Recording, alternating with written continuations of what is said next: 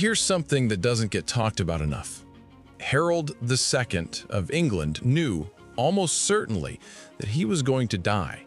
Not in a vague, we all die someday kind of way. In a specific, concrete, probably this year kind of way. And he took the crown anyway. That tells you something about the man. Or maybe it just tells you about the corner he'd been backed into. January 5th, 1066. King Edward the Confessor is dead. No legitimate heir, no clear successor, a kingdom that's been wobbling on the edge of civil war for years. And suddenly, everyone is looking at Harold Godwinson, the most powerful nobleman in England, essentially the man who'd been running the country while Edward handled his religious devotions, and saying, "You're up." He accepted. Now, most people know what happened next in the broadest strokes. William of Normandy showed up, there was a battle, Harold got an arrow somewhere in the vicinity of his face, the Anglo-Saxon world ended. But that summary doesn't come close to capturing what those final 10 months of Harold's life actually looked like. Because from the moment he put that crown on his head, Harold was managing crises on multiple fronts simultaneously, any one of which would have been enough to destroy a lesser king. Let's start with William, because William's claim on England didn't come out of nowhere, and understanding it changes everything about how you see what followed. Edward the Confessor had grown up in Normandy. He'd spent most of his life there in exile, and when he finally came back to England and took the throne, he brought Norman friends, Norman advisors, Norman culture. He almost certainly at some point promised the English crown to William, Duke of Normandy, who was his cousin. That promise might have been sincere, or it might have been a desperate piece of political maneuvering. Edward made a lot of promises he probably didn't intend to keep, but the promise existed, and William took it seriously. Here's where Harold's situation gets genuinely complicated, in a way that historians still argue about. A few years before all of this, Harold had traveled to Normandy. The exact reason why is still debated, but he ended up in William's custody, and while he was there, he swore an oath. He swore on holy relics to support William's claim to the English throne. Now, Harold later claimed he'd sworn under duress, that the oath didn't count because he'd essentially been coerced. Maybe that's true, but in the 11th century, swearing on holy relics wasn't like signing a contract you could later dispute in court. It was about the state of your soul. Breaking that oath meant something real and terrifying to people of that era. It meant damnation. It meant God was not on your side. And William absolutely deliberately used this. When Harold took the crown in January 1066, William didn't just declare war, he went to the Pope.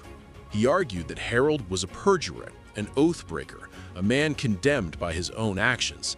And the Pope, Pope Alexander II, gave William a papal banner to carry into battle. Think about what that meant in 1066. The Duke of Normandy was now fighting with the blessing of the Church. Harold wasn't just fighting a rival claimant, he was fighting someone who had been, effectively, declared righteous by the highest religious authority in the Western world. That's the world Harold woke up into on January 6th, 1066, the day he was crowned. But wait, William wasn't the only problem. There was also Harald Hardrada, King of Norway, arguably the most feared warrior in all of Europe at that time. A man who had fought from Constantinople to Kiev, who had led the Byzantine Emperor's elite Varangian Guard, who had spent decades making himself into something close to a legend. Hardrada also had a claim on England, a convoluted one inherited through a complicated web of Norse treaties and agreements, but the claim existed and he intended to press it.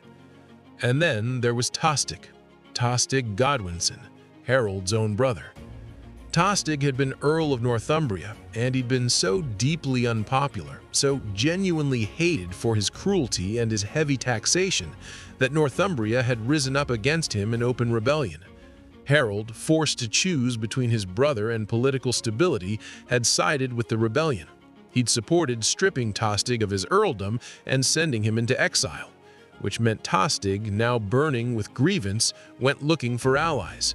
He first approached Hardrada, then he went to William, then he came back to Hardrada, and they made a deal. So, by the spring of 1066, Harold is managing this. A Norwegian king with one of the most formidable military reputations of the era is planning an invasion from the north. A Norman duke with papal blessing is preparing an invasion from the south, and Harold's own brother is helping coordinate both. He spent the summer with his forces stationed on the southern coast, watching for William. His army was a feudal army, men who owed military service but only for a set number of weeks. Feeding them, paying them, keeping them from simply going home to bring in the harvest was a constant and exhausting problem. Months passed. William didn't come. The harvest couldn't wait. Harold had to disband his forces in early September and let his men go home. 5 days later, Harold Hardrada landed in the north with 300 ships, and everything Harold had been dreading began to move at once. When news reached Harold that Hardrada had landed, the scale of it was staggering.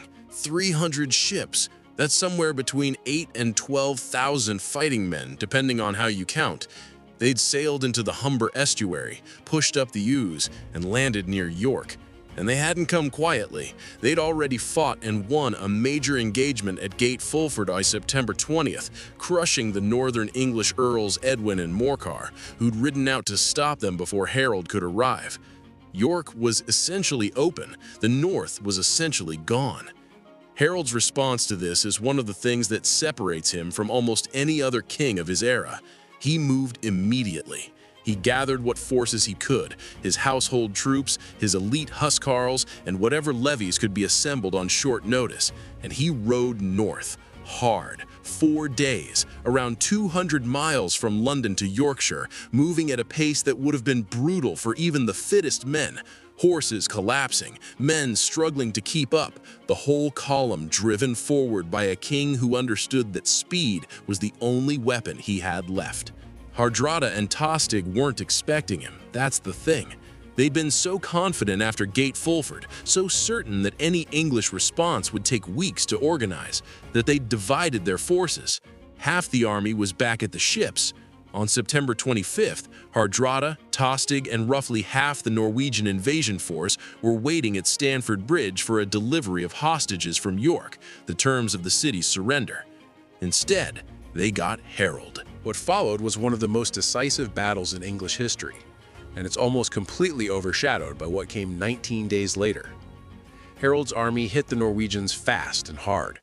Hardrada was killed by an arrow through the throat, according to one account, early in the fighting.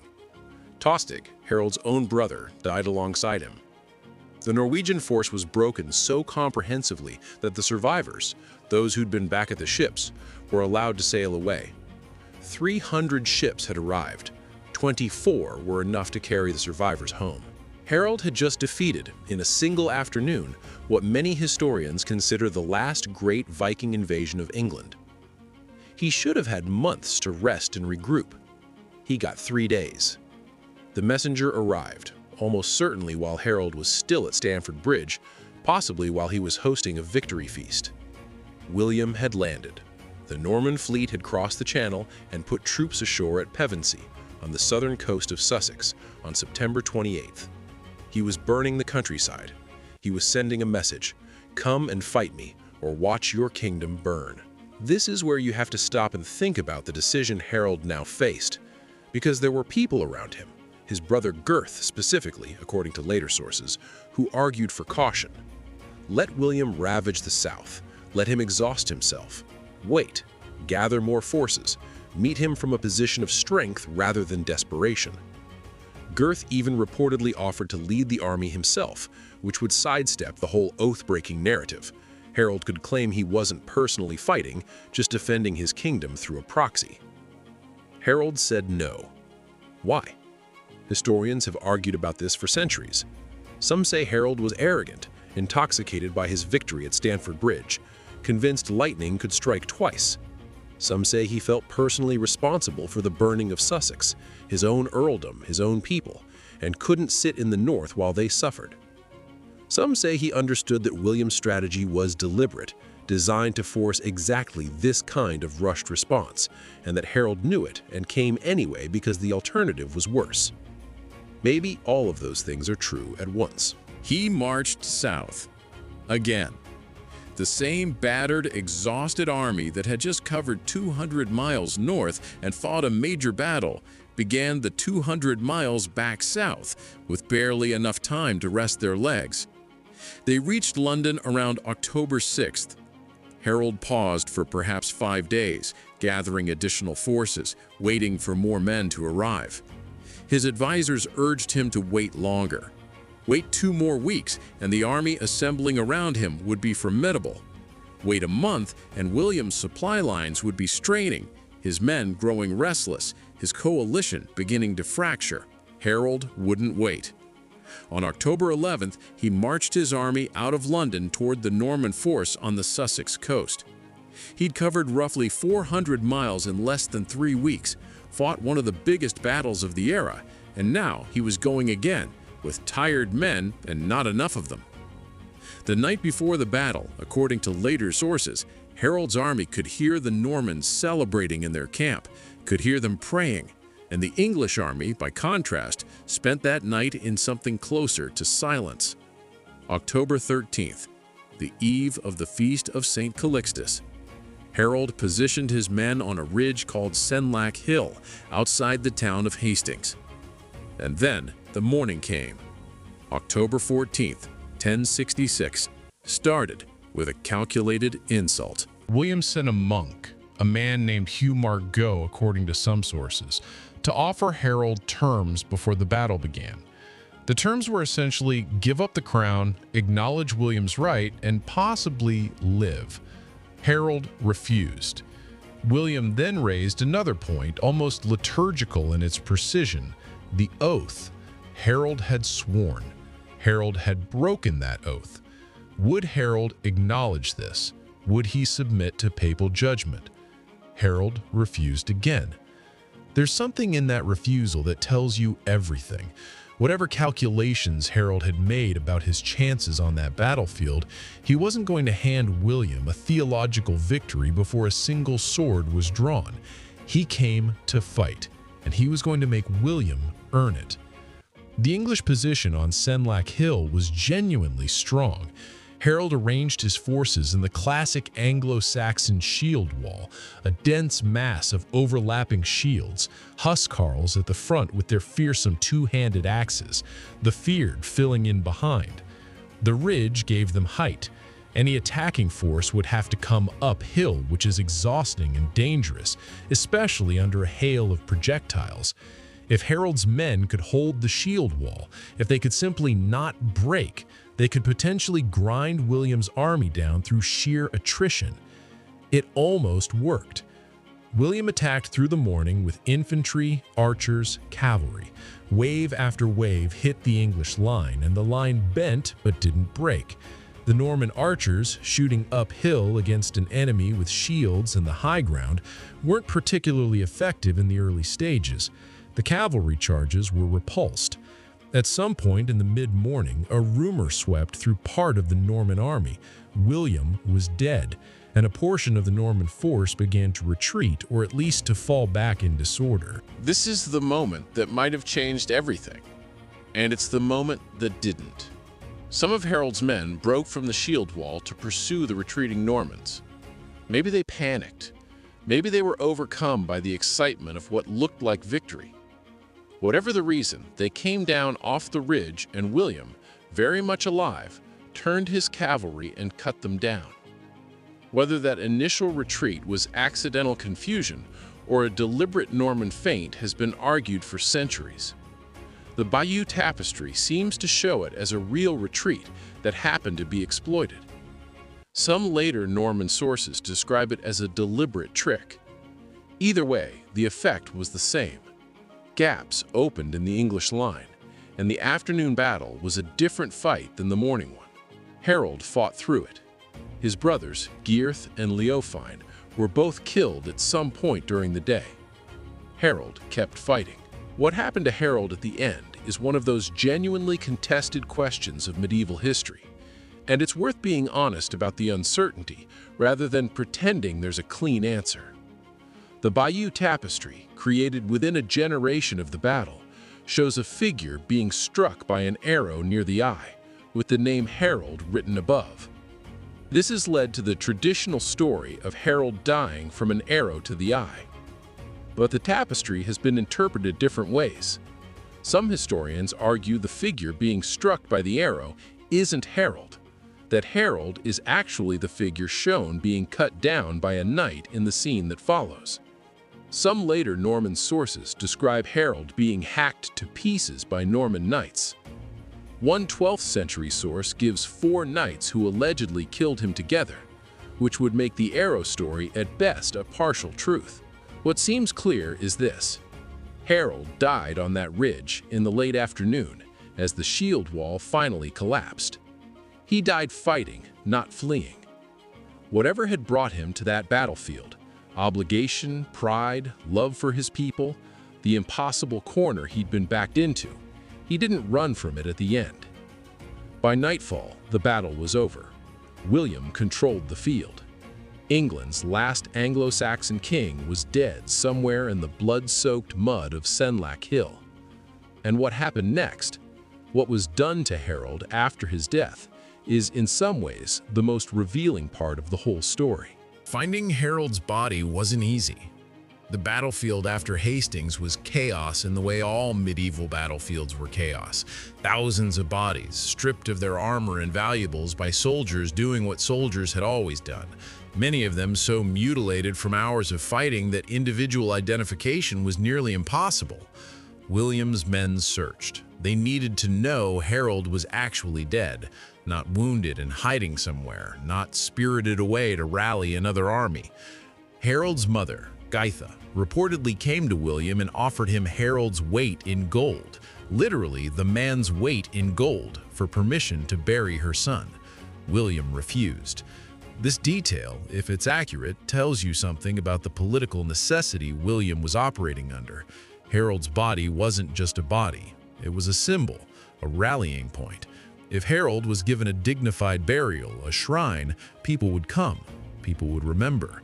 The story of the rightful English king, martyred by a foreign invader, that story could smolder for decades, could be used to justify rebellion after rebellion.